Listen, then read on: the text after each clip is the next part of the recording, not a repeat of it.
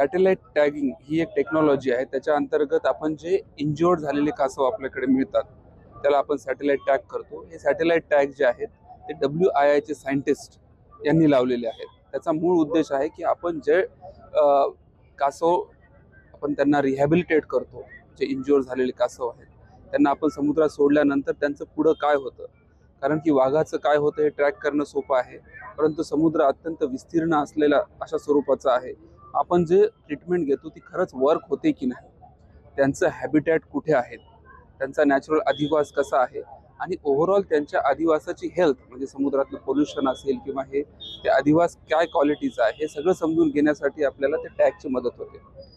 तर तो टॅग लावला होता आपण. तर आम्ही त्याला धवल लक्ष्मी असं का नाव दिलं, तर हे जे ओव्हरऑल इव्होल्युशन आहे या पूर्ण इन्स्टिट्यूटचं त्याच्यामध्ये धवल कंसारा या पर्टिक्युलर कन्झर्वेशन ॲक्टिव्हिस्टचं महत्त्वाचं योगदान आहे. तर अशा परिस्थितीमध्ये त्यांना ऑनर करण्यासाठी आपण ते धवल लक्ष्मी असं नाव दिलेलं आहे. तर आमच्या असं लक्षात आलं की सुमारे 3500 किलोमीटरचा प्रवास या कासवाने करून ते आता पुन्हा महाराष्ट्राच्या रत्नागिरीकडे, आता तो ट्रॅक आपल्याला बघायला मिळेलच या व्हिडिओच्या माध्यमातून,